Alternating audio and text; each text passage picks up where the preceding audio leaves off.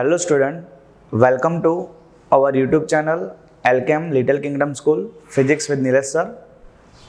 ગઈ વખતે આપણે કુલમનો નિયમ અને સંપાતપણાનો સિદ્ધાંત ભણ્યા. હવે આજનો જે ટોપિક છે એ છે વિદ્યુત ક્ષેત્ર શું છે, વિદ્યુત ક્ષેત્રની વિશેષતાઓ તથા વિદ્યુત ક્ષેત્રની લાક્ષણિકતાઓ વિશે આપણે આજે ચર્ચા કરીશું. તો સૌપ્રથમ વિદ્યુત ક્ષેત્ર વિશે આપણે વાત કરીએ તો વિદ્યુત ક્ષેત્રની જાણકારી પૂર્વે તમને ખ્યાલ હોવો જોઈએ કે આગળ આવા આપણે ચુંબકીય ક્ષેત્ર ભણી ગયા, ગુરુત્વાકર્ષી ક્ષેત્ર ભણી ગયા.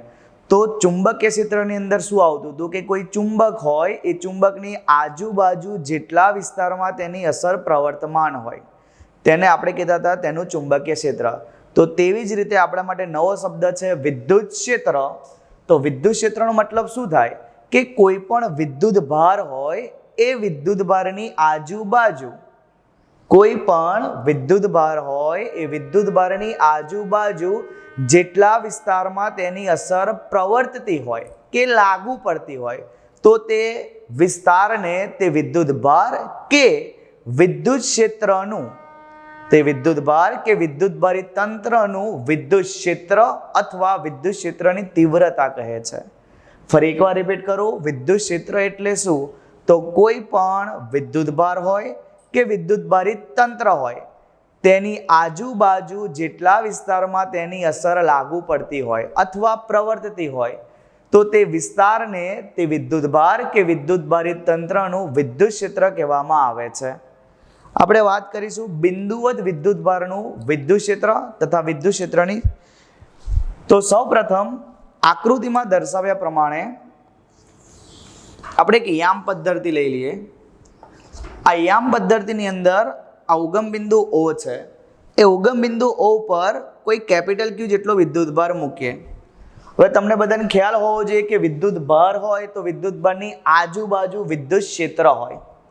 આપણે હમણાં જ ચર્ચા કરી તો ધારો કે આ Q જેટલો વિદ્યુત ભાર છે, પ્લસ Q વિદ્યુત ભાર, એ પ્લસ Q વિદ્યુત ભારની આજુબાજુનો વિસ્તાર એટલે ધારો કે આટલો વિસ્તાર કવર કરે છે તો આટલા વિસ્તારની અંદર આ વિદ્યુત ભારનું વિદ્યુત ક્ષેત્ર છે તેમ કહેવાય. તો અહીંયા Q જેટલો વિદ્યુત ભાર છે તો Q વિદ્યુત ભારનું જે વિદ્યુત ક્ષેત્ર છે આટલા વિસ્તારની અંદર લાગુ પડતું હશે. તો આ કેપિટલ Q જેટલા વિદ્યુત ભારના વિદ્યુત ક્ષેત્રમાં ઉગમ બિંદુ O થી R જેટલા અંતરે અહીંયા કોઈ બિંદુ P આવેલું છે. આ P બિંદુ પર સ્મોલ q પરીક્ષણ વિદ્યુત ભાર મૂકવામાં આવે છે.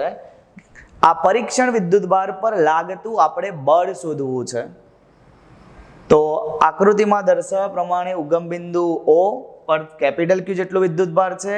આ વિદ્યુત ભારના વિદ્યુત ક્ષેત્રમાં ઉગમ બિંદુથી R જેટલા અંતરે કોઈ પણ બિંદુ P છે અને આ P બિંદુ પર આપણે small q is equal two તમે લખી શકો 1 કુલમ અથવા એકમ ધન વિદ્યુત ભાર, એટલે આપણે લખ્યું છે 1 કુલમ. એ એકમ ધન વિદ્યુત ભાર પર લાગતું આપણે બળ શોધવું છે. તો બળ શોધવું હોય તો આગળ આપણે ભણી ગયા કે ભાઈ બે વિદ્યુત ભાર હોય, બે વિદ્યુત ભાર વચ્ચેનું અંતર હોય તો કયો નિયમ લાગુ પડે? કુલમનો નિયમ. તો અહીંયા જુઓ, પહેલો કેપિટલ Q વિદ્યુત ભાર, બીજો સ્મોલ q વિદ્યુત ભાર, બંને વિદ્યુત ભારો વચ્ચેનું અંતર r છે. તો આ બંને વિદ્યુત ભારો વચ્ચે આપણે કુલમનો નિયમ એપ્લાય કરીશું. તો કુલમના નિયમ પ્રમાણે લાગતું બળ લઈએ કે કેપિટલ Q વિદ્યુત ભાર તથા સ્મોલ r અંતરે આવેલા P બિંદુ પાસેના વિદ્યુત ભાર સ્મોલ q પર લાગતું વિદ્યુતીય બળ. હવે વિદ્યુતીય બળ છે તો આપણે કુલમના નિયમનો ઉપયોગ કરીશું. તો કુલમના નિયમ મુજબ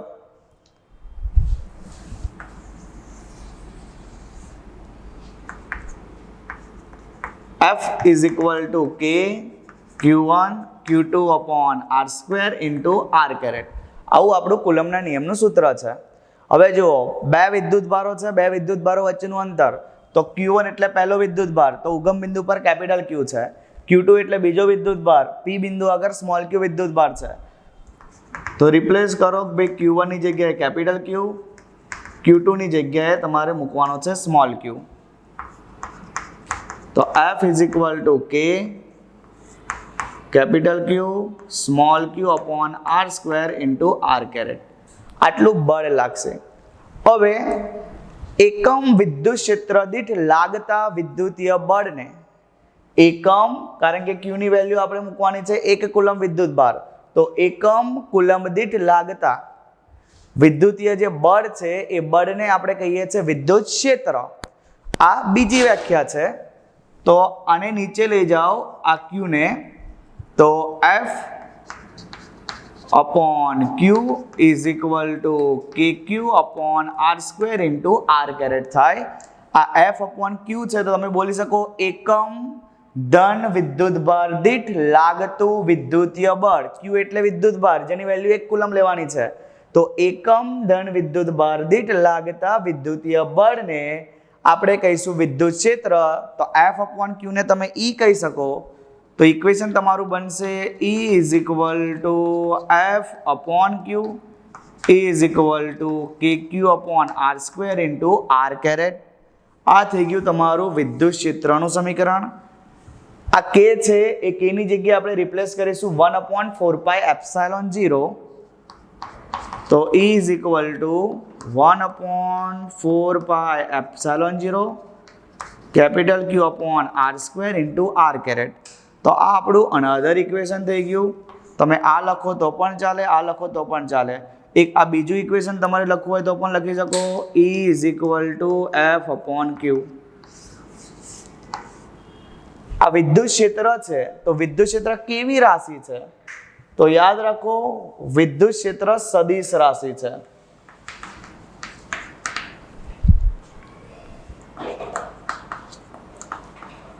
કેમ સદિશ રાશિ? કારણ કે વિદ્યુત ક્ષેત્રને દિશા હોય અને મૂલ્ય પણ હોય. તો આના પરથી તમારે વિદ્યુત ક્ષેત્રની વ્યાખ્યા બનાવવી હોય તો એક આ ઇક્વેશન પરથી E is equal to F upon Q. આ ઇક્વેશનની મદદથી આપણે ઘણા બધા MCQ સોલ્વ કરવાના છે કે જેની અંદર તમને કોઈ વિદ્યુત ભારનું મૂલ્ય આપેલું હોય, વિદ્યુત ક્ષેત્ર આપેલું હોય, લાગતું બળ શોધો તો તમે આનો ઉપયોગ કરી શકો.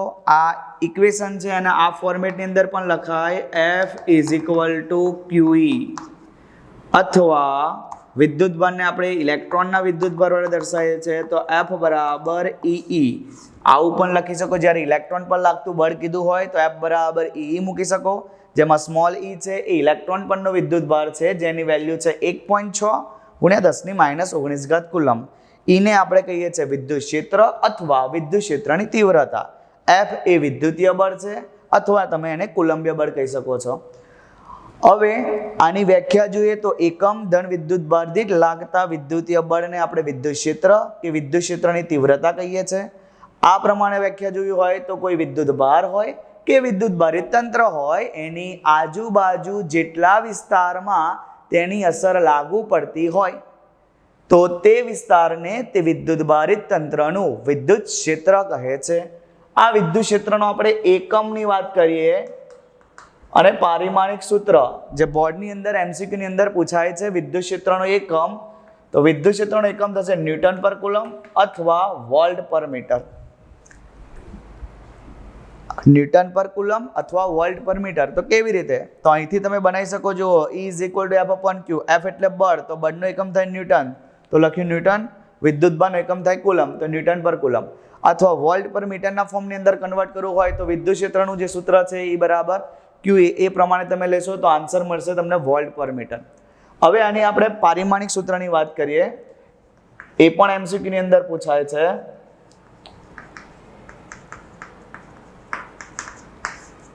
આ વખતેની બોર્ડ એક્ઝામની અંદર પણ આ વિદ્યુત ક્ષેત્રનું MLT પૂછાઈ ગયું.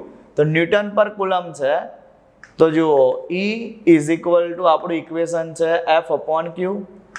F નું MLT લઈશું તો F એટલે કે બળ, તો 112 માઇનસ, તો M1 L1 T-2. Q એટલે વિદ્યુત ભાર, તો વિદ્યુત ભારનો એકમ જે છે એ કુલમ છે અથવા એમ્પિયર સેકન્ડ છે. તો એમ્પિયર સેકન્ડ પરથી આપણે લઈશું A1 T1. આ બે ટર્મને આમ તમે ઉપર શિફ્ટ કરો તો એનું MLT તમને મળશે M1 L1 આ T1 પ્લસ છે ઉપર જાય તો -1 તો 2 ને 3 T-3 A1 પ્લસ છે ઉપર જાય તો માઇનસ A-1 તો M1 L1 T-3 A-1 આ જે ઇક્વેશન છે એ પારિમાણિક સૂત્ર જે બન્યું એ વિદ્યુત ક્ષેત્રનું બન્યું. ક્લિયર? હવે આપણે જે વાત કરીશું કે વિદ્યુત ક્ષેત્રની વિશેષતાઓની. તો આ જે વિદ્યુત ક્ષેત્ર મળ્યું એ વિદ્યુત ક્ષેત્રની તીવ્રતાનું મૂલ્ય નક્કી કરવા માટે જે વિદ્યુતભાર વપરાય તેને આપણે કહીએ છીએ પરીક્ષણ વિદ્યુતભાર.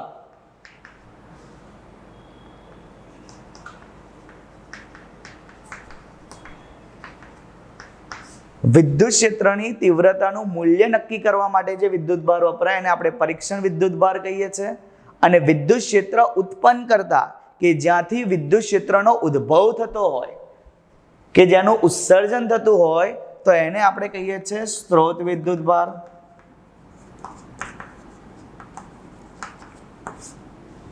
વિદ્યુત ક્ષેત્રની તીવ્રતાનું મૂલ્ય નક્કી કરવા માટે જે વિદ્યુતભાર વપરાય તેને આપણે કહીએ છીએ પરીક્ષણ વિદ્યુતભાર. અને વિદ્યુત ક્ષેત્ર ઉત્પન્ન કરતા વિદ્યુતભારો છે એને આપણે કહીએ છીએ સ્ત્રોત વિદ્યુતભાર. આ પરીક્ષણ વિદ્યુતભાર છે એ શક્ય તેટલો કિંમત મતલબ નાનો હોવો જોઈએ. તેનું મૂલ્ય 1 એકમ જેટલું મતલબ એકમ ધન વિદ્યુતભાર જે છે એટલું હોવું જોઈએ. એટલે આપણે એને કહીએ છીએ પરીક્ષણ વિદ્યુતભાર કે જેની વેલ્યુ કેવી હોય? નાની હોય. ધન વિદ્યુતભાર અને ઋણ વિદ્યુતભારની વાત કરીએ કારણ કે આપણી જોડે વિદ્યુતભારના પ્રકારની અંદર જોયું હતું તો બે વિદ્યુતભારના પ્રકાર બને, એક ધન વિદ્યુતભાર અને એક ઋણ વિદ્યુતભાર. તો ધન વિદ્યુતભારનું જે વિદ્યુત ક્ષેત્ર છે તો ધારો કે અહીંયા આપણે પ્લસ Q લઈએ તો ધન વિદ્યુતભારનું વિદ્યુત ક્ષેત્ર એ વિદ્યુતભારથી બહારની તરફ, તો અહીંથી તમે જુઓ તો વિદ્યુત ક્ષેત્ર આવી રીતે બહારની તરફ હશે.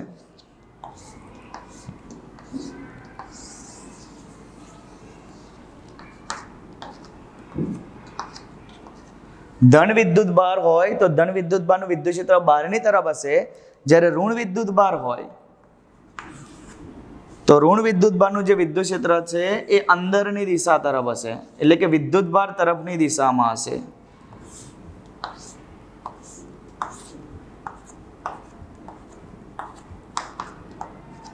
આવી રીતે આ ધન વિદ્યુતભારનું વિદ્યુત ક્ષેત્ર વિદ્યુતભારથી બહારની દિશા તરફ, આ ઋણ વિદ્યુતભારનું વિદ્યુત ક્ષેત્ર અંદરની તરફ વિદ્યુતભાર તરફની દિશા તરફ હશે. આ વિદ્યુત ક્ષેત્ર છે એ વિદ્યુત ક્ષેત્રની જે તીવ્રતા છે એ અંતર સાથેનો સંબંધ છે, એટલે કે વ્યસ્ત વર્ગના સમપ્રમાણમાં છે. કેવી રીતે? તો જો E ચલે છે 1/r². આ વિદ્યુત ક્ષેત્ર છે એ વિદ્યુત ક્ષેત્રની કોઈ પણ કે ભાઈ વિદ્યુત ક્ષેત્ર રેખા પરના કોઈ પણ બિંદુ પાસે સ્પર્શક દોરવામાં આવે તો એ સ્પર્શક જે છે એ વિદ્યુત ક્ષેત્રની દિશા દર્શાવે છે. હમણાં જ આપણે વાત કરી વિદ્યુત ક્ષેત્ર સદિશ રાશિ છે તો સદિશ રાશિનો મતલબ થાય એ દિશા પણ દર્શાવે. તો આજે વિદ્યુત ક્ષેત્ર છે એ વિદ્યુત ક્ષેત્ર રેખા પરના કોઈ પણ બિંદુ પાસે દોરેલો સ્પર્શક એ વિદ્યુત ક્ષેત્રની દિશા દર્શાવે છે. આ વિદ્યુત ક્ષેત્રનો જે સંપૂર્ણ ખ્યાલ છે એ ફેરાડે નામના વૈજ્ઞાનિકે આપ્યો હતો. વિદ્યુત ક્ષેત્રની જે તીવ્રતા છે અથવા વિદ્યુત ક્ષેત્ર છે એનો જે ખ્યાલ છે એ ફેરાડે નામના વૈજ્ઞાનિકે આપ્યો હતો. નેક્સ્ટ ટોપિક છે વિદ્યુત ક્ષેત્ર રેખાઓની લાક્ષણિકતાઓ. તો પહેલામાં પહેલું તમને ખ્યાલ હોવો જોઈએ વિદ્યુત ક્ષેત્ર રેખાઓ શું છે. આપણે વાત કરી હાલ કે ભાઈ વિદ્યુત ક્ષેત્ર શું છે કે કોઈ પણ વિદ્યુતભાર હોય એ વિદ્યુતભારની આજુબાજુ જેટલા વિસ્તારમાં તેની અસર પ્રવર્તતી હોય, જેમ કે આપણે ચુંબક વિશે ભણી ગયા કે ગજ્યો ચુંબક હોય N અને S, તો આનું જે ચુંબકીય ક્ષેત્ર છે આવી રીતે આપણે બનાવીએ છીએ ચુંબકીય ક્ષેત્ર રેખાઓ. તો આ જે દેખાય છે તમને એ બધી છે ચુંબકીય ક્ષેત્ર રેખાઓ. તો તેવી જ રીતે કોઈ વિદ્યુત ભાર હોય એ વિદ્યુત ભારની આજુબાજુ જેટલા વિસ્તારની અંદર, તો આપણે હમણાં ડ્રો કર્યું હતું કે ભાઈ પ્લસ Q વિદ્યુત ભાર છે તો પ્લસ Q વિદ્યુત ભારની આજુબાજુ આ જેટલા વિસ્તારમાં તેની અસર લાગુ પડતી હોય, જ્યાં સુધી એની અસર પ્રવર્તમાન હોય તેને આપણે કહીએ છીએ વિદ્યુત ક્ષેત્ર રેખાઓ. એટલે કે કોઈ વિદ્યુત ભાર હોય કે વિદ્યુત ભારિત તંત્ર હોય તેનું ચિત્રાત્મક સ્વરૂપ, કોઈ પણ વિદ્યુત ભાર હોય કે વિદ્યુત ભારિત તંત્ર હોય તેનું ચિત્રાત્મક સ્વરૂપ એટલે વિદ્યુત ક્ષેત્ર રેખાઓ. ક્લિયર? હવે આપણે વાત કરીશું વિદ્યુત ક્ષેત્ર રેખાઓની લાક્ષણિકતાની. તો આ વિદ્યુત ક્ષેત્ર રેખાઓની લાક્ષણિકતાઓ શું છે? તો પહેલી લાક્ષણિકતા વાત કરીશું તો વિદ્યુત ક્ષેત્ર રેખાઓ ધન વિદ્યુતભારમાંથી ઉત્પન્ન થઈ નજીકના ઋણ વિદ્યુતભારની અંદર અંત પામે છે. તો નંબર 1, દાખલા તરીકે આપણે પ્લસ ક્યુ વિદ્યુતભાર લઈએ, આ માઇનસ ક્યુ વિદ્યુતભાર લઈએ. તો વિદ્યુત ક્ષેત્ર રેખાઓ ધન વિદ્યુતભારમાંથી ઉત્પન્ન થઈ નજીકના ઋણ વિદ્યુતભારમાં, જુઓ ધન વિદ્યુતભારમાંથી નીકળી અને ઋણ વિદ્યુતભારમાં એન્ટ્રી મારે છે. જો બીજી કોઈ હોય અહીંથી નીકળે તો અહીંથી પણ આ બાજુ ધન વિદ્યુતભારમાંથી ઋણ વિદ્યુતભારમાં જાય, ઋણ વિદ્યુતભારમાંથી ધન વિદ્યુતભારમાં જતી નથી. એનો મતલબ એવો થાય કે વિદ્યુત ક્ષેત્ર રેખાઓ ધન વિદ્યુતભારમાંથી ઉદ્ભવે છે અને ઋણ વિદ્યુતભારમાં અંત પામે છે. તો આ થઈ લાક્ષણિકતા નંબર 1. ક્લિયર? બીજી લાક્ષણિકતાની આપણે વાત કરીએ નંબર 2, કે વિદ્યુત ક્ષેત્ર રેખાઓ એકબીજાને છેદતી નથી. તો જો આપણી જોડે બે ક્ષેત્ર રેખાઓ છે, આ પહેલી વિદ્યુત ક્ષેત્ર રેખા, આ બીજી ક્ષેત્ર રેખા. જો આ બંને વિદ્યુત ક્ષેત્ર રેખાઓ એકબીજાને છેદતી નથી, જો છેદે તોની વાત છે, આમ તો છેદે નહીં જ, પણ જો છેદે તો આપેલ બે ક્ષેત્ર રેખાઓ જે બિંદુ આગળ છેદે છે તેને આપણે છેદન બિંદુ કહીએ છીએ. અને આ જે છેદન બિંદુ દેખાય છે ત્યાં ક્ષેત્ર રેખાને બે સ્પર્શક મળે. આવી રીતે જે વિદ્યુત ક્ષેત્રની બે દિશા હોવાનું સૂચવે છે, જે શક્ય નથી. તો આ બધાને કમ્બાઈન કરો તો લખવાનું કે આપેલ બે ક્ષેત્ર રેખાઓ કદી છેદતી નથી.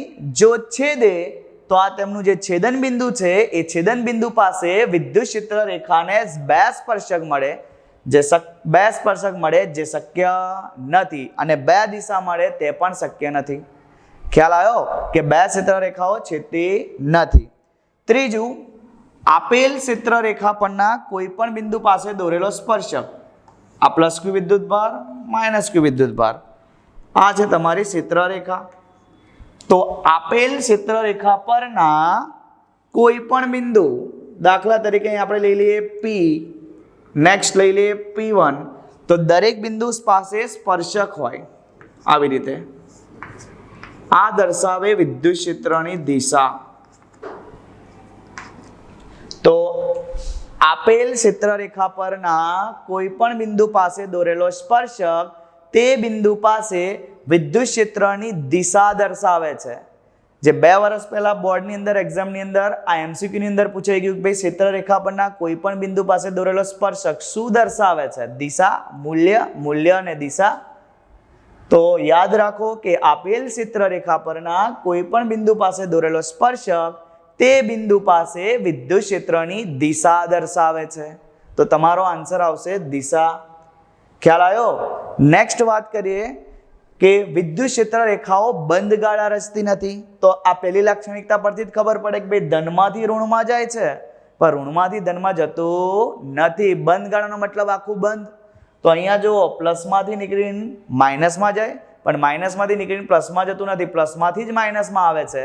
તો નેક્સ્ટ જે ચોથી છે એ ચોથી આપણે આના પરથી લઈ લઈશું કે ભાઈ વિદ્યુત ક્ષેત્ર રેખાઓ બંધ ગાળા રચતી નથી. નંબર 5, કે સમાન વિદ્યુત ક્ષેત્ર દર્શાવતી વિદ્યુત ક્ષેત્ર રેખાઓ. સમાન વિદ્યુત ક્ષેત્ર દર્શાવતી વિદ્યુત ક્ષેત્ર રેખાઓ એકબીજાથી સમાન અંતરે અને એકબીજાથી સમાંતર હોય છે. તો નંબર 5 ની વાત કરીએ તો જુઓ,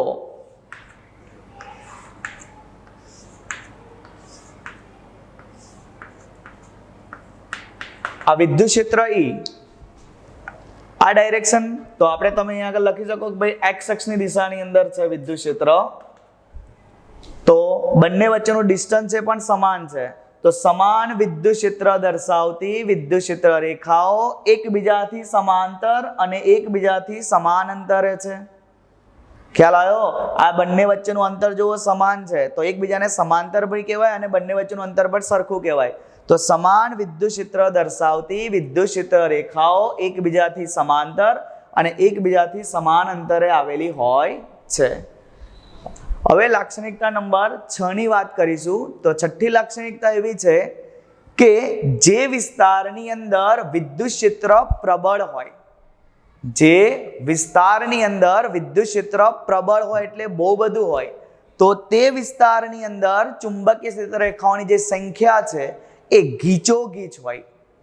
જ્યાં વિદ્યુત ક્ષેત્ર વધારે હોય તો ક્ષેત્ર રેખાઓ પણ કેવી હોવાની? વધારે જ હોવાની. જે વિસ્તારની અંદર વિદ્યુત ક્ષેત્ર ઓછું હોય, હવે ઓછુંનો મતલબ ત્યાં વિદ્યુત ક્ષેત્ર કેવું હોવાની? જે વિદ્યુત ક્ષેત્રની જે રેખાઓ છે કેવી હશે? ઓછી હશે.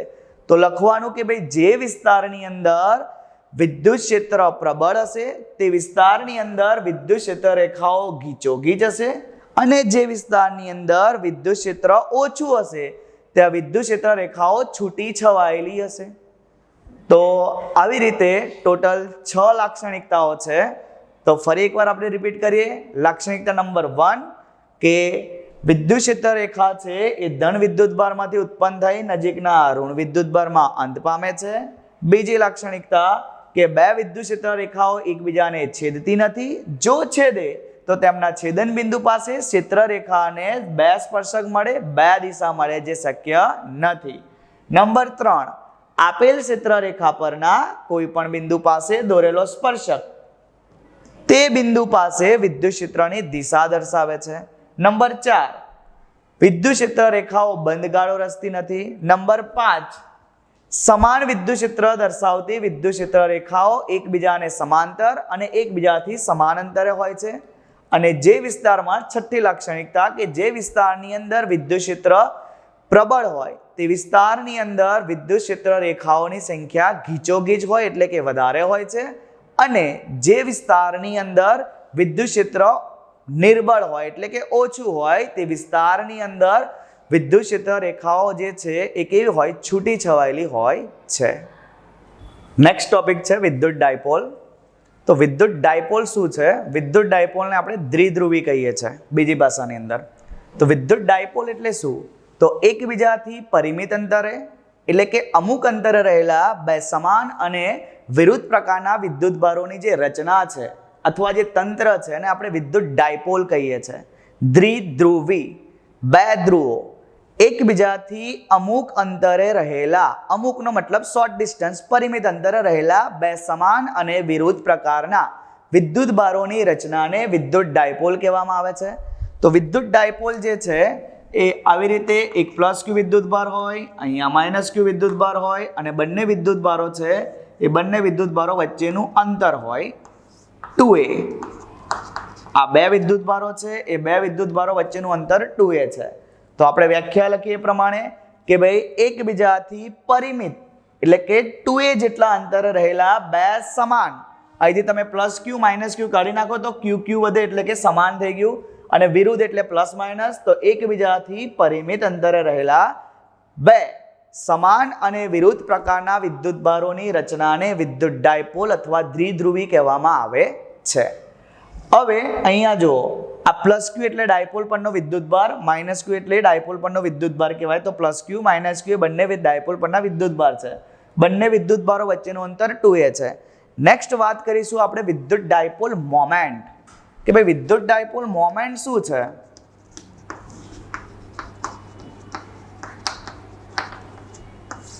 જેને આપણે p વડે દર્શાવીએ છીએ. તો વિદ્યુત ડાયપોલ મોમેન્ટ એટલે શું? આ જે વિદ્યુત ડાયપોલ છે એ વિદ્યુત ડાયપોલ પરનો વિદ્યુત ભાર q અને તેમની વચ્ચેના અંતર 2a ના ગુણાકારને, વિદ્યુત ડાયપોલ પરનો વિદ્યુત ભાર q અને તેમની વચ્ચેના અંતર 2a ના ગુણાકારને વિદ્યુત ડાયપોલ મોમેન્ટ p કહેવામાં આવે છે, અથવા તેને કહેવામાં આવે છે દ્વિધ્રુવી ચાકમાત્રા. તો તમારું ઇક્વેશન બનશે p બરાબર 2aq. p બરાબર 2aq. ડેફિનેશન તમે અહીંયાથી બી બનાવી શકો કે વિદ્યુત ડાયપોલ પરનો વિદ્યુત ભાર q અને તેમની વચ્ચેના અંતર 2a ડોટ એટલે કે ગુણાકારને વિદ્યુત ડાયપોલ મોમેન્ટ અથવા દ્વિધ્રુવી ચાકમાત્રા કહેવામાં આવે છે. આ જે ડાયપોલ છે એ ડાયપોલનું જે સેન્ટર હોય અહીંયા, કે બંને ડાયપોલ અથવા જે ડાયપોલ પરના જે વિદ્યુત ભારો છે એ વિદ્યુત ભારોનું જે કેન્દ્ર છે એને કહેવાય ડાયપોલનું કેન્દ્ર. આ પ્લસ ક્યુ વિદ્યુત ભાર માઇનસ ક્યુ વિદ્યુત ભાર તમે બંનેનો સરવાળો કરો તો કુલ ટોટલ વિદ્યુત ભાર કેટલો થાય?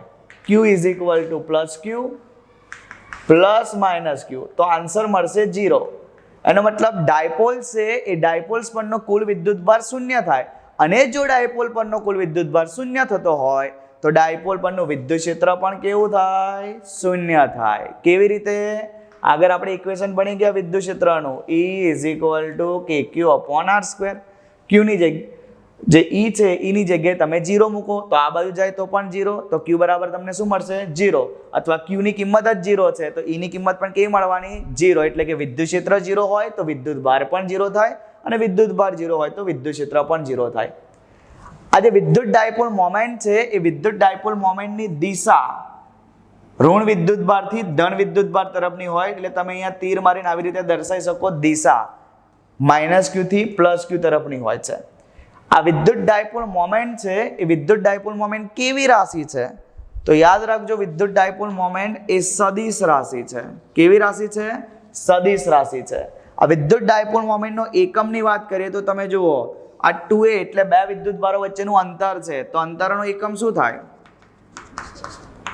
મીટર. અને વિદ્યુતભારનો એકમ કુલમ, તો મીટર કુલમ. અનધર એકમની વાત કરીએ તો કુલમ છે, તો I is equal two Q/T, તો Q is equal two IT. Ampere into second લખાય તો અનધર એકમ થશે મીટર એમ્પિયર સેકન્ડ.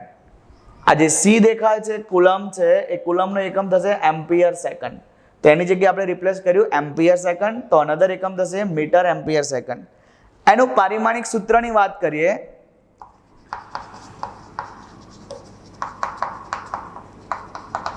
kg છે નહીં, તો m0 મીટર છે એકવાર, તો L1 એમ્પિયર, તો m0 L1 T1 A1, તો આનું જે mLT છે એ થશે m0 L1 T1 A1.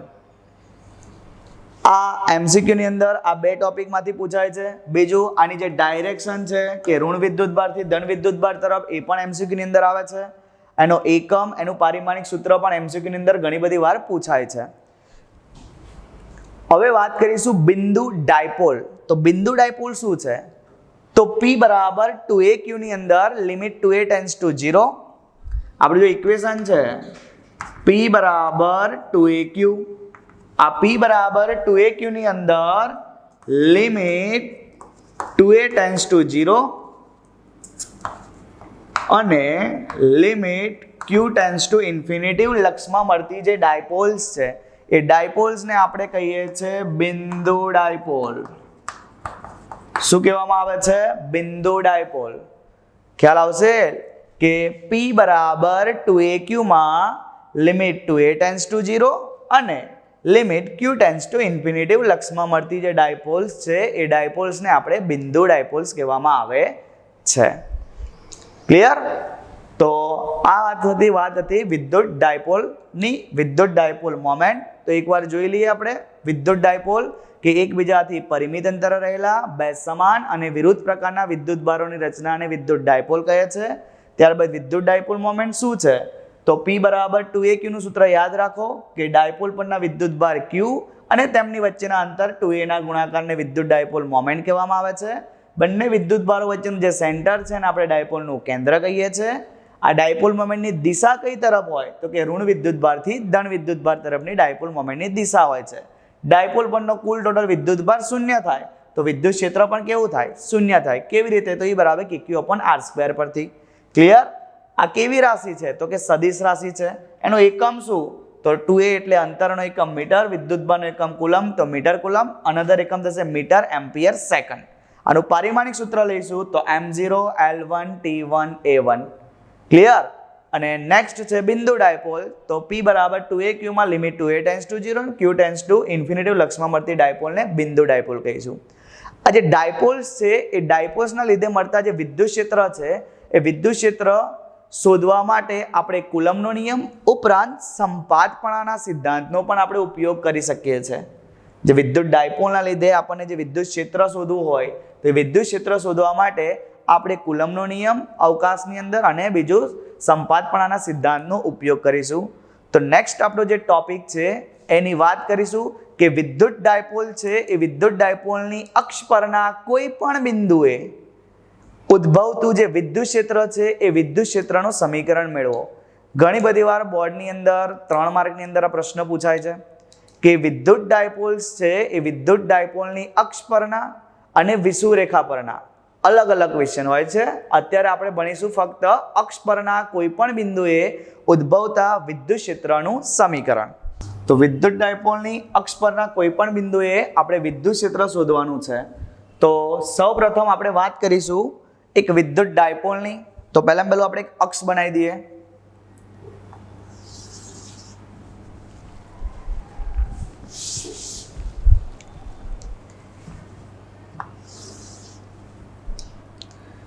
અક્ષ પર આપણે એક વિદ્યુત ડાયપોલ મૂકીશું.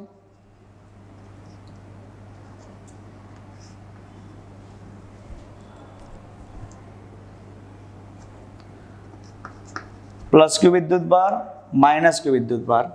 આ બંને વિદ્યુત ભારો વચ્ચેનું અંતર છે 2a, જે આગળ આપણે જોયું એ. આ જે અક્ષ છે એ અક્ષને ધારો કે એક્સ એક્સિસ લઈ લીધી, plus x axis, minus x axis. આ એક વિદ્યુત ડાયપોલ છે. ડાયપોલનું કેન્દ્ર લઈએ કે ડાયપોલના કેન્દ્રને આપણે O નામ આપીશું. હવે આ બંને વિદ્યુત ભારો વચ્ચેનું અંતર 2a છે, તો પ્લસ ક્યુ વિદ્યુત ભારથી કેન્દ્રનું અંતર a, આ બાજુનું અંતર પણ કેટલું થવાનું? a જ થવાનું.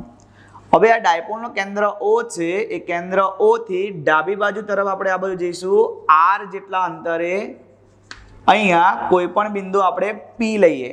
આપણે વાત કરી કે ભાઈ વિદ્યુત ડાયપોલની અક્ષ પરના કોઈ પણ બિંદુ પાસે, તો વિદ્યુત ડાયપોલ છે એ વિદ્યુત ડાયપોલની અક્ષ છે, એ અક્ષ પર આ P બિંદુ આગળ ક્યાંથી? તો ડાયપોલનું જે કેન્દ્ર O છે એ કેન્દ્ર O થી r જેટલા અંતરે આ જે P બિંદુ દેખાય છે એ P બિંદુ આગળ આપણે વિદ્યુત ક્ષેત્ર શોધવું છે. તો વિદ્યુત ક્ષેત્ર શોધવું હોય તો આપણે સમીકરણ બની ગયા E બરાબર KQ/r². તો એક તો Q ની જરૂર પડે, એક R ની જરૂર પડે. તો મારે તો આખી ડાયપોલના લીધે શોધવું છે, તો પહેલા પ્લસ ક્યુ ના લીધે P બિંદુ આગળ શોધવું પડે, માઇનસ ક્યુ વિદ્યુત ભારને લીધે P બિંદુ આગળ શોધવું પડે. હવે પ્લસ ક્યુ માઇનસ ક્યુ બંને લીધે શોધી અને બંનેનો સંપાતપણાના સિદ્ધાંત મુજબ સરવાળો કરો તો આખી ડાયપોલના લીધે આપણને વિદ્યુત ક્ષેત્ર મળી જાય. તો સૌપ્રથમ વિદ્યુત ક્ષેત્ર શોધવા માટે આપણે અંતરની જરૂર પડશે. તો પહેલું જુઓ, આ પ્લસ ક્યુ વિદ્યુત ભાર છે, એ પ્લસ ક્યુ વિદ્યુત ભારને લીધે P બિંદુ આગળ જઈએ તો આપણે આટલું જ અંતર જોઈએ. તો અહીંથી આટલું અંતર છે r, અહીંથી આટલું અંતર છે a. તો આટલામાંથી આટલું જાય તો અહીંથી આટલું અંતર કેટલું મળશે આપણને? r minus a. જો આટલું r છે, આટલું a છે, તો આટલું કટ થાય, તો આટલામાંથી આટલું કટ થયું એટલે r માઇનસ a. તો પ્લસ ક્યુ વિદ્યુત ભારને લીધે P બિંદુ આગળ r માઇનસ a અંતર. તો અહીંયા આગળ તમે વિદ્યુત ક્ષેત્ર આવી રીતે દર્શાવી શકો, E પ્લસ ક્યુ કહેવાય પ્લસ ક્યુ વિદ્યુત ભારના લીધે. તેવી જ રીતે માઇનસ ક્યુ વિદ્યુત ભારને લીધે P બિંદુ આગળ આપણે વિદ્યુત ક્ષેત્ર લઈશું તો અહીંથી આ ડાયરેક્શનની અંદર આપણને મળશે. તો એને લખીશું આપણે E માઇનસ ક્યુ. તો ત્યાંનું અંતર કેટલું? તો જો અહીંથી આટલું અંતર r, અહીંથી આટલું અંતર a. તો ટોટલ અંતર કેટલું થશે? r plus a. તો પહેલું આ જે ડાયાગ્રામ છે એ તમને ડાયાગ્રામ ખબર હોવી જોઈએ કેવી રીતે અંતર આવે છે. તો જુઓ, કેન્દ્રથી r જેટલા અંતરે P બિંદુ, પ્લસ ક્યુ વિદ્યુત ભારથી P બિંદુનું અંતર r માઇનસ a, માઇનસ ક્યુ વિદ્યુત ભારથી P બિંદુનું અંતર r પ્લસ a. હવે જુઓ, વિદ્યુત ભાર વચ્ચેનું અંતર, વિદ્યુત ભાર વચ્ચેનું અંતર, તો વિદ્યુત ક્ષેત્ર મળી જાય. તો સૌપ્રથમ લખીશું કે ભાઈ આકૃતિમાં દર્શાવ્યા પ્રમાણે એક વિદ્યુત ડાયપોલ્સ છે, પ્લસ ક્યુ અને માઇનસ ક્યુ વિદ્યુત ભાર ધરાવતી. વિદ્યુત ડાયપોલ મોમેન્ટની જે દિશા છે, તો હમણાં અહીંયા આગળ આપણે દિશા દર્શાવી દેવાની P કેરેટ. હમણાં જ કીધું આગલા કે ભાઈ માઇનસ ક્યુ થી પ્લસ ક્યુ વિદ્યુત ભાર તરફ હોય ડાયપોલ મોમેન્ટની દિશા. પહેલી વાત કરીશું કે ભાઈ પ્લસ ક્યુ વિદ્યુત ભારને લીધે P બિંદુ આગળ વિદ્યુત ક્ષેત્ર. તો પ્લસ ક્યુ વિદ્યુત ભારના લીધે P બિંદુ પાસે વિદ્યુત ક્ષેત્ર. તો વિદ્યુત ક્ષેત્રનું સૂત્ર આપણી જોડે છે E બરાબર KQ/r² ઇન્ટુ r કેરેટ. આનો આપણે ઉપયોગ કરીએ તો પ્લસ ક્યુ વિદ્યુત ભારને લીધે P બિંદુ આગળ છે, તો હું શું લખીશ? E પ્લસ ક્યુ. E ની જગ્યાએ E પ્લસ ક્યુ, કે એઝ ઇટ ઇઝ ક્યુ ની જગ્યાએ પ્લસ ક્યુ વિદ્યુત ભાર છે તો પ્લસ ક્યુ વિદ્યુત ભાર. r એટલે અંતર, તો કેટલું અંતર છે જુઓ, r માઇનસ a. તો લખીશું r minus a whole the square. R caret એટલે એની દિશાનો એકમ સદિશ, તો પી કેરેટ, તો પી ની દિશાનો એકમ સદિશ આવશે પી કેરેટ. તો આ તમારું પહેલું ઇક્વેશન બનશે E plus Q is equal to K plus Q upon R minus A whole the square into P caret. આવી જ રીતે આપણે માઇનસ ક્યુ વિદ્યુતભારના લીધે લઈશું. તો માઇનસ ક્યુ વિદ્યુતભારના લીધે પી બિંદુ પાસે વિદ્યુત ક્ષેત્ર. તો સેમ વે આ પ્રમાણે આપણે ઇક્વેશન બનાવીશું. તો માઇનસ ક્યુ વિદ્યુતભારને લીધે લઈશું તો E માઇનસ ક્યુ, જુઓ કે એઝ ઇટ ઇઝ, પહેલા પ્લસ ક્યુ વિદ્યુતભાર હતો, હવે માઇનસ ક્યુ, તો ક્યુ ની જગ્યાએ ખાલી રિપ્લેસ કરો માઇનસ ક્યુ, કે માઇનસ ક્યુ. અંતર હતું આર માઇનસ એ, હવે આના લીધે અહીંયા આગળ અંતર આવે તો આર પ્લસ એ, તો અહીં લખો R plus A whole the square into P caret. આ બીજું ઇક્વેશન તમને મળી ગયું માઇનસ ક્યુ વિદ્યુતભારને લીધે. તો પ્લસ ક્યુ વિદ્યુતભારનું વિદ્યુત ક્ષેત્ર E plus Q K plus Q upon R minus A whole the square into P caret. Minus Q વિદ્યુતભારનું વિદ્યુત ક્ષેત્ર મળી ગયું K minus Q R plus A whole the square into P caret. આ શું શોધ્યું તમે? અલગ અલગ વિદ્યુતભારોના લીધે શોધ્યું. આપણે તો આખી ડાયપોલ્સના લીધે શોધવાનું, અને આખી ડાયપોલ ક્યારે બને કે પ્લસ ક્યુ અને માઇનસ ક્યુ બંને ભેગા થાય ત્યારે બને. તો આ પ્લસ ક્યુના લીધે પી બિંદુ આગળ, માઇનસ ક્યુના લીધે પી બિંદુ આગળ, બેવનો શું કરી દેવાનો હવે સરવાળો. તો સરવાળો કરવો હોય તો સંપાતપણાના સિદ્ધાંતનો ઉપયોગ થાય. તો નેક્સ્ટ લખીશું કે ભાઈ સંપાતપણાના સિદ્ધાંત મુજબ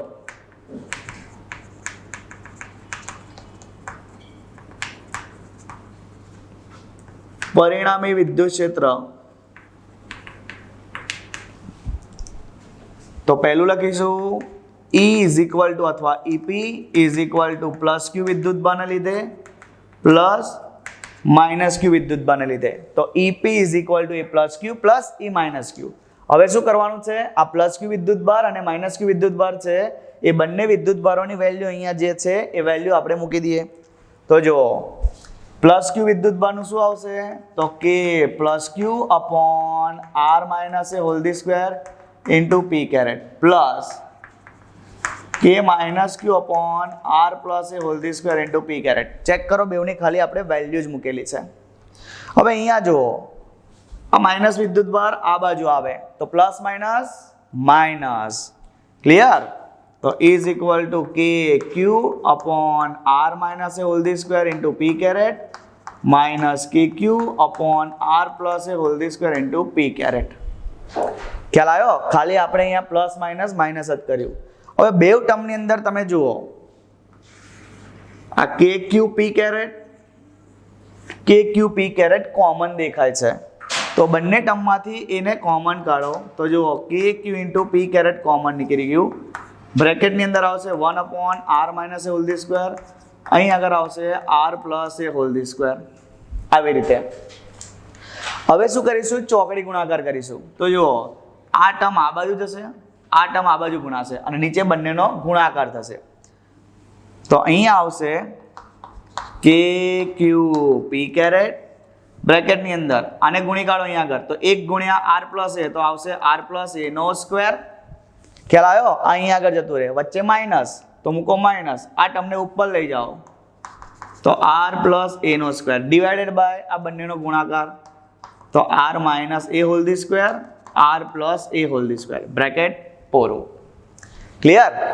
હવે જુઓ R plus A R minus A, તો મેથ્સની અંદર આપણે ઇક્વેશન આવે A plus B whole the square A minus B whole the સ્ક્વેરનું સૂત્ર. તો A plus B whole the square તો A square plus B square plus 2ab. એવી રીતે એ માઇનસ બી હોલ ધી સ્ક્વેરનું સૂત્ર.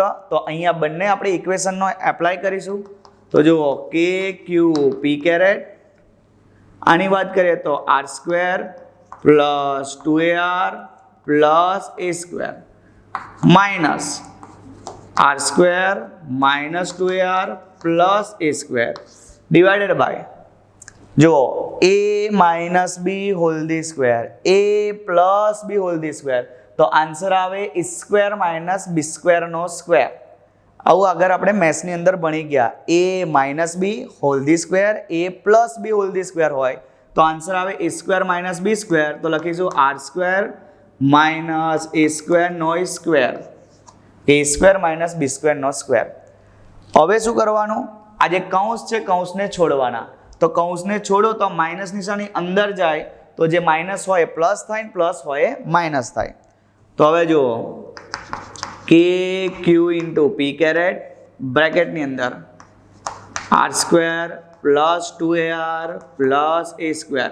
ચલો માઇનસને અંદર લઈ જાઓ તો minus R square minus minus plus 2ar plus minus minus A square છેદમાં આર સ્ક્વેર માઇનસ એ સ્ક્વેરનો સ્ક્વેર બ્રેકેટ કમ્પ્લીટ. હવે ઉપરની જે ટર્મ દેખાય છે એ ટર્મમાં ઘણી બધી વસ્તુઓ કેન્સલ થઈ છે. જુઓ આ આર સ્ક્વેર પ્લસ છે, આ આર સ્ક્વેર માઇનસ છે તો કટ. એ સ્ક્વેર પ્લસ છે, એ સ્ક્વેર માઇનસ છે તો બી કટ. તો શું વધ્યું? 2ar 2ar. તો એક વાર વત્તા એક વાર કેટલી વાર થાય? 2 વાર. તો 2 દુની 4 તો 4ar. તો K Q into P caret ઉપર વધશે 4ar છેદની અંદર આર સ્ક્વેર માઇનસ એ સ્ક્વેરનો સ્ક્વેર. હવે આ જે 4 છે એ 4ના 2 ભાગ પાડો 2 ઇન્ટુ 2. આ જે 4 દેખાય છે એ 4ના ભાગ પાડશો 2 ઇન્ટુ 2. આ જે ક્યુ દેખાય છે એ ક્યુને અંદર લઈ જાઓ અને ઇક્વેશન બનાવો 2aq. શું બનાવો? 2aq. કારણ કે આગળ આપણે ભણી ગયા p બરાબર 2aq. તો હવે જુઓ અહીંયા 2 છે, એક 2 ને હું બહાર બોલાવી લઉં છું. તો EP ઇઝ ઇક્વલ ટુ આ 2 પછી કે P caret as it is. બીજા બ્રેકેટની અંદર લઈશું 2aq છેદમાં આર સ્ક્વેર માઇનસ એનો સ્ક્વેર નો સ્ક્વેર. તો ચેક કરો 2 દુની 4 તો આ 4 થઈ ગયા એ આર. તો એ ઇન્ટુ અહીંયા એક આર રહી ગયો બ્રેકેટની બહાર લઈશું આર. ચલો આ 2aq. તો 2aq ને આપણે કહીએ છીએ વિદ્યુત ડાયપોલ મોમેન્ટ. તો p બરાબર લખાશે 2aq. તો 2aq ની જગ્યાએ રિપ્લેસ કરો p. તો અહીંયા જો 2k p કેરેટ સદિશ p વધ્યો r છેદમાં વધ્યો આર સ્ક્વેર માઇનસ એ સ્ક્વેરનો સ્ક્વેર. કોના બરાબર મળ્યું? તો કે EP બરાબર. હવે આકૃતિની અંદર જુઓ એ મોટો કે આર મોટો? તો અહીંયા જુઓ અહીંથી આટલું અંતર એ છે અને અહીંથી આટલું અંતર આર છે. તો આર મોટો છે એટલે એને તમારે અવગણવાનો. તો અહીંયા જે નીચેનું જે સ્ટેપ છે એ સ્ટેપની અંદર કે આર ગ્રેટર દેન એ હોવાથી સ્મોલ એ ને અવગણતા આ જે પદ દેખાય છે એ પદમાંથી તમારે એને કાઢી નાખવાનો. તો જુઓ EP બરાબર 2k સદિશ p into P caret r upon R square નો સ્ક્વેર. અહીંથી એ કાઢી નાખો તો આર સ્ક્વેર નો સ્ક્વેર એટલે કેટલી થશે? આરની 4 ઘાત.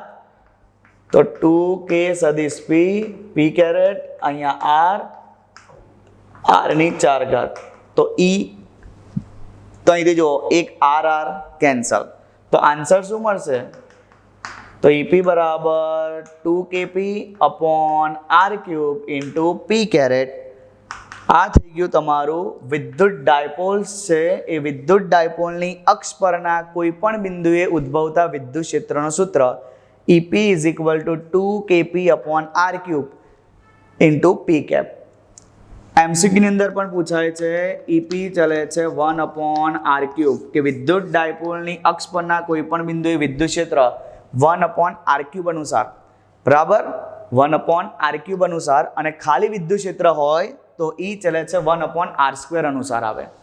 તો આ વાત થઈ ગઈ વિદ્યુત ડાયપોલની અક્ષ છે એ અક્ષ પરના કોઈ પણ બિંદુએ ઉદ્ભવતા વિદ્યુત ક્ષેત્રનું સમીકરણ. ક્લિયર? તો પ્લસ ક્યુ વિદ્યુત ભાર માઇનસ ક્યુ વિદ્યુત ભાર બંને વિદ્યુત ભારોને લીધે વિદ્યુત ક્ષેત્ર શોધવું છે. તો પ્લસ ક્યુના લીધે તો A plus Q upon R minus A whole the square into P caret. Minus ક્યુના લીધે લો તો K minus Q upon R plus A whole the square into P caret. આ બંનેનો સિમ્પલ સરવાળો કરી દો તો A plus Q plus A minus Q. તો બંનેની વેલ્યુ રિપ્લેસ કરો પ્લસ માઇનસ માઇનસ. તો કે ક્યુ પી કેરેટ, કે ક્યુ પી કેરેટને કોમન કાઢ લો તો બ્રેકેટમાં વચ્ચે 1/r minus A whole the square minus 1/r plus A whole the square. ચોકડી ગુણાકાર કરો, આ ટર્મને અહીંયા લઈ જાઓ, આ ટર્મને અહીંયા લઈ જાઓ તો K Q into P caret R plus A whole the square minus R minus A whole the square છેદમાં બંનેનો ગુણાકાર. A plus B whole the square, A minus B whole the સ્ક્વેરનું સૂત્ર એપ્લાય કરો A square plus B square plus 2ab પ્રમાણે. તો જુઓ K P caret into Q as it is R square plus 2ar plus A square. અહીંયા આવશે R square minus 2ar plus A square divided by A minus B whole the square, A plus B whole the square થાય તો equation થાય A square minus B સ્ક્વેરનો square. તો આ જે equation દેખાય છે તેની જગ્યાએ તમે લખી શકો એ સ્ક્વેર માઇનસ બી સ્ક્વેરનો સ્ક્વેર આ પ્રમાણે. તો આર સ્ક્વેર માઇનસ એ સ્ક્વેરનો સ્ક્વેર. હવે કૌંસ છોડી દો તો માઇનસ હોય પ્લસ, પ્લસ હોય માઇનસ થઈ જાય તો આ પ્રમાણે તમને એક ટર્મ મળશે. તો જો plus R square minus R square cancel, plus A square minus A square cancel, તો અહીંયા વધ્યું 2ar, અહીંયા વધ્યું 2ar, તો 2 દૂની 4 તો 4ar. તો A square upon R square upon A સ્ક્વેરનો સ્ક્વેર. હવે આ જે 4 દેખાય છે 4ના 2 ભાગ પાડો 2 into 2 એટલા માટે પાર્ટ પડવાનો કે આપણે વિદ્યુત ડાયપોલ મોમેન્ટમાં કન્વર્ટ કરવાનું છે p ની અંદર. તો 1 2 ને બહાર બોલાવી લો, q ને અંદર બોલાવી લો. તો જુઓ 2k p કેરેટ 2aq into r upon R square minus A સ્ક્વેરનો સ્ક્વેર. 2aq ને આપણે વિદ્યુત ડાયપોલ મોમેન્ટ p કહીએ છીએ તો આની જગ્યાએ રિપ્લેસ કરી દીધું p. તો 2k સદિશ p r કેરેટ upon R square minus A સ્ક્વેરનો સ્ક્વેર. આ જે સ્ટેપ છે નીચેવાળું આર સ્ક્વેર અને એ સ્ક્વેર, તો આકૃતિની અંદર જુઓ r મોટો છે અને એ નાનો છે તો r ગ્રેટર દેન એ હોવાથી અહીંથી a ને અવગણી નાખો. તો 2k સદિશ p into r p caret છેદમાં આર સ્ક્વેરનો સ્ક્વેર. તો તમે ડાયરેક્ટ એક ટર્મ ઉડાડી શકો તો r ની 4 ઘાત થાય, એક r કેન્સલ, તો લાસ્ટ ઇક્વેશન મળશે ep is equal to 2kp upon r cube into p caret.